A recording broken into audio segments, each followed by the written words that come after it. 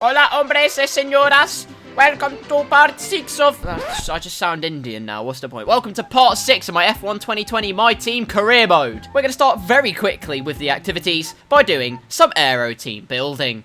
And we head on to the R&D London Underground tube map. Because, as you can see, we're still stacked on resource points. Because the power upgrade I bought last episode didn't seem to save. And so I have to rebuy that, which is not a problem, because that won't affect my resource point tally. There it is.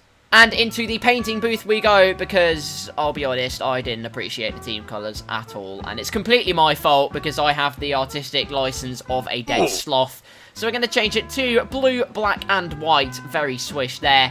And we are also going to change the car colours. This is what the old machine looks like. And now, here is the new PR Motorsport car.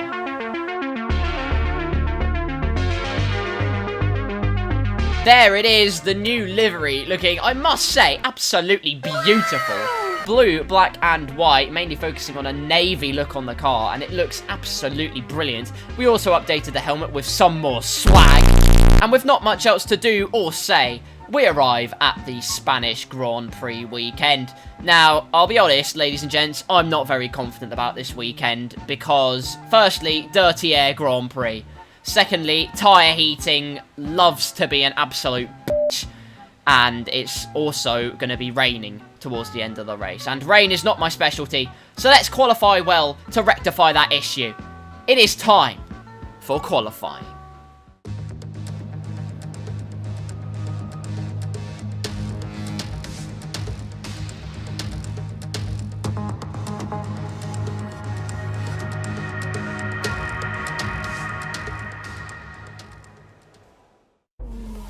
Qualifying time in what is quite a murky Spanish climate. However, hopefully the clouds of doom don't descend on us as we hurtle down towards turn 1. Braking at that little patch of tarmac there where it changes colour. We go a bit wide, but mounting that curb a lot to compensate for it. Full throttle through this right-hander. The car, even our car, has the aerodynamics for it.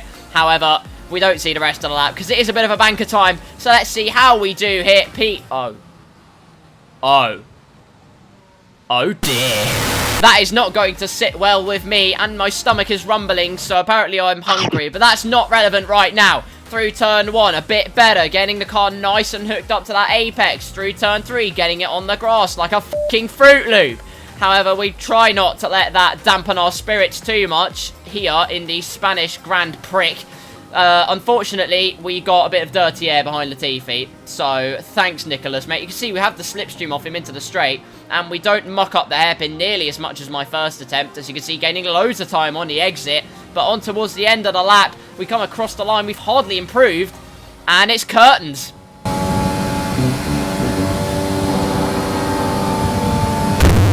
So, this has gone well. It's P19 and P20 for the PR Motorsport cars. Correa wasn't even that far off us in that session, only a 10th off us, which I guess is a bit more where I expect to be, as opposed to in the lofty heights of Q2. But it's disappointing. It's our first race of the year where we haven't got into Q2. So really, that is a massive shame, and I'm really disappointed. However, let's not get too downbeat. Let's bring up the optimism a bit, because as you all know, I am a racing genius, and my race pace is stonkingly quick. And even with a bit of rain at the end of the race, it shouldn't dampen our spirits. That was actually awful. I don't know if I want to keep that in. Bad puns aside, the race should be very fruitful for us. So, without further ado, it is time for the Spanish Grand Prix. After the points finish last race, let's aim to keep the momentum going. Lights out and away we go for Spain's absolutely massivest chorizo, and it is a pretty decent start. We immediately pull up alongside the Haas of Grosjean, round the outside into turn 1. It seems like we are going to go. Do we follow suit? Yes, we do. Munching up an Alfa Romeo and a McLaren. We take on the spicy chorizo himself with a power slide, and we squeeze him out very aggressively. maybe a bit too aggressively for his liking and probably my liking as well, but I don't care. It's P16, and hopefully we can continue our progress through the field as Kvyat and Magnusson, it's not even Kvyat, it's Gasly. I've done it again. I've done a Crofty, it's Gasly. I'm such an absolute moron. Regardless, the determined Baguette is still side by side with the Haas car. The Haas shouldn't really be up in P15, but what can you do? It isn't real life, and Magnusson very slow on the exit as he gets squeezed out by Gasly. And coming through the right-hander, hopefully there is a bit of an opportunity. Dirty Air already kicking in on his first lap, but we yam the ERS on to overtake down the inside of not only Magnusson, but Gasly as well. Down to first gear for some bite, and that is P14 already. We proceed on to the end of lap 2, because absolutely nothing has occurred. We are within a second of Kvyat up ahead, which is very good news. But Spain is just one of those tracks where you can't really get close enough, and when you do, your tyres overheat. So as you can see, Kvyat's already pulled the second out on me, and now I have Gasly to worry about behind, which is very problematic. And luckily, in this circumstance, he was absolutely nowhere near sanely close enough to try and go for a move there. And he thought better of it, unlike his torpedoing teammate potentially. However, we skip onto the end of lap 4 onto sector 3, and as you can see, this is the scale of my problem. I am just going wider and wider and wider through these corners as the tyres wash away. My front left is overcooking like a dead chicken, and it's just awful, and we need to keep it under control. It's been a bit of a boring race so far, until now, because there's a yellow flag up ahead and one of the Mercedes cars has had an absolute mare. Okay, the safety car is out. The safety car is out. We need to form up at a reduced pace. Keep a close eye on that delta time. Make sure to keep it positive. Well, that's just great. So another race has been completely killed off by the safety car, but luckily for us, the gaggle of cars on the softs pit, and we are now up to P6. So that has got us out of jail very quickly because my front left was dying and Kvyat was miles ahead.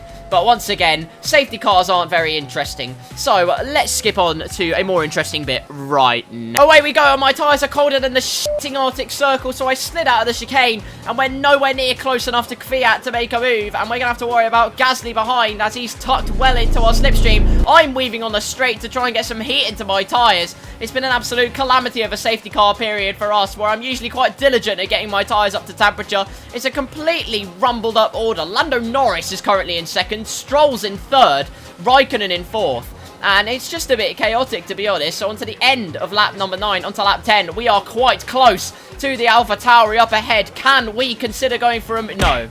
No, we can't. There is no way in hell that was ever going to be possible, Carl. Onto the end of lap 10, though, and despite optimistic overtaking opportunities, Kvyat hasn't dropped us too much, despite our tyres slowly dying away. And onto lap number 11 now, we have a team radio. We're expecting rain in around 10 to 15 minutes. Dries seem like the fastest tyre at the moment. No Jeffrey, Jesus. So at every single opportunity, I'm monitoring when the rain is going to start, because I'm debating whether to stretch it out on these medium tyres until the rain period, or go onto the hard tyres and just yam it out of the park for a few laps before the rain hits. It's genuinely a very tough decision. It could make or break my race. And unfortunately, Kvyat has dropped us once again. My left front is having such an off day, and we're getting wider and wider on the exit of that corner at every lap.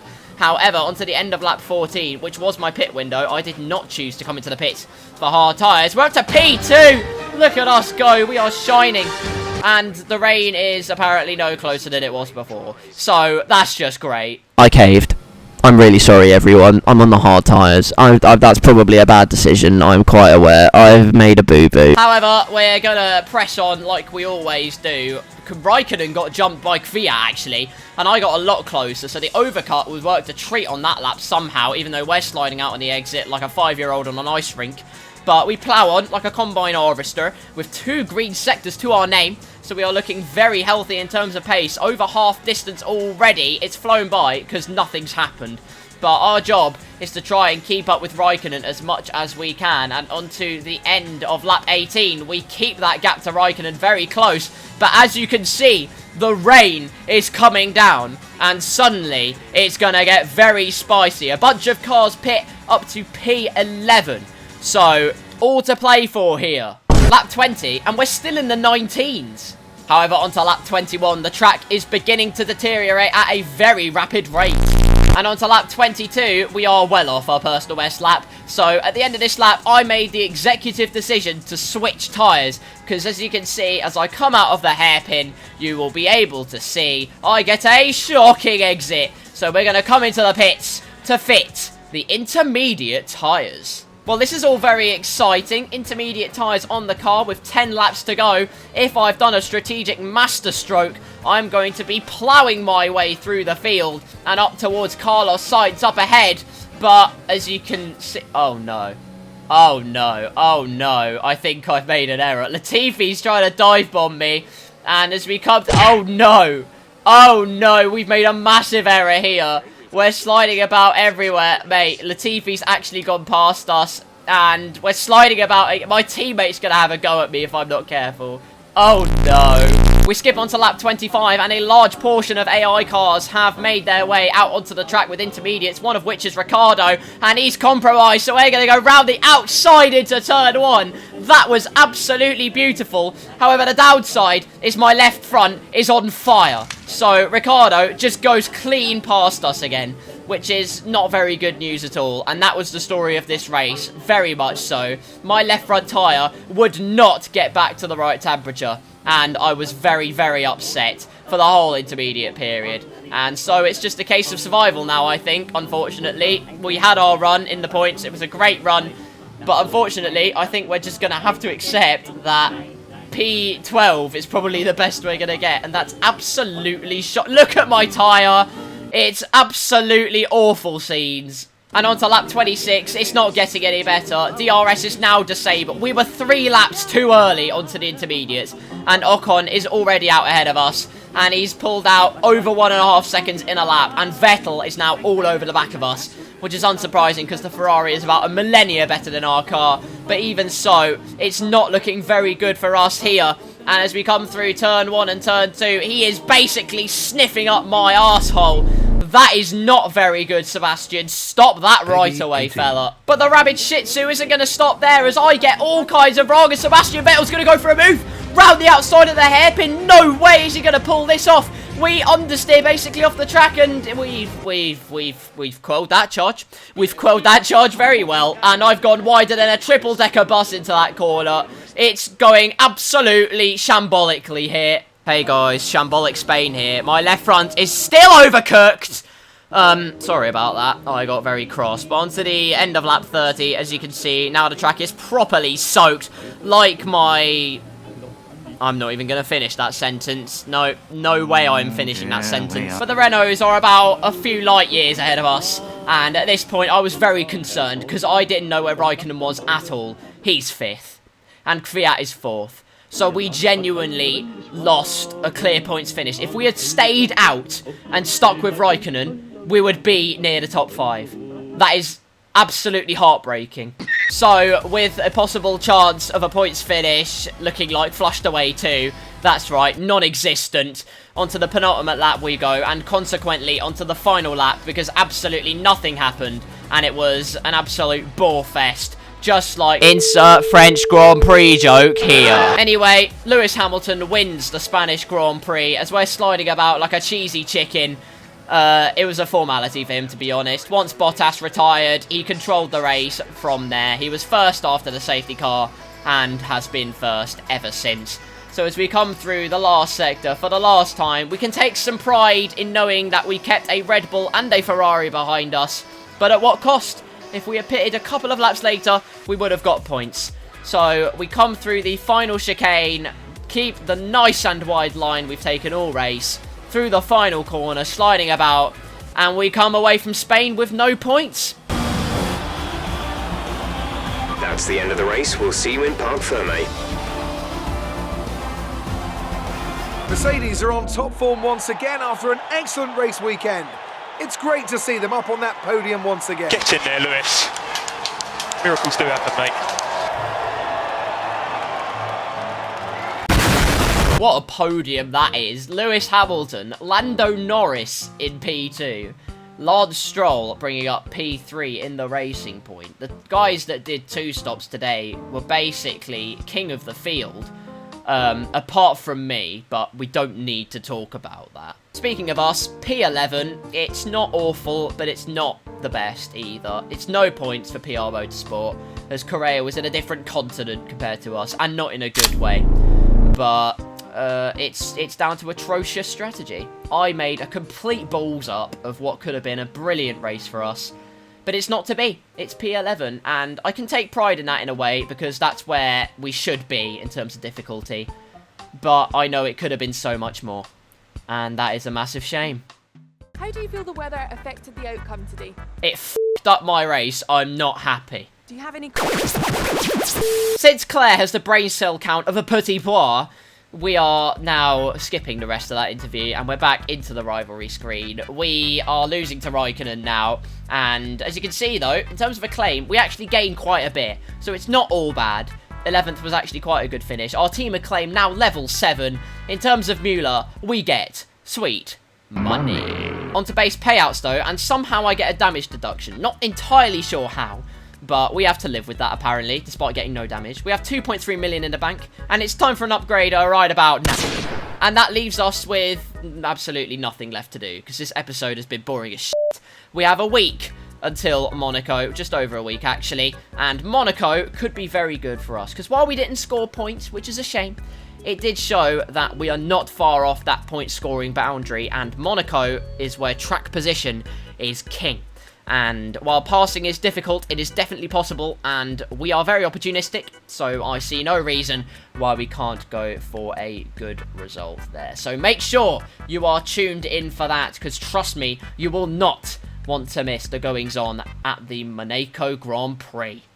Until then, if you did enjoy this video, then please do consider hitting like and subscribing to the channel if you haven't done so already, to make sure you don't miss any of the goings-on this channel, including more F1 2020 My Team Career Mode episodes, especially Monaco. Make sure you don't miss it, please. I also have social medias. Links will be down in the description below, so you can keep doubly updated with all the goings-on.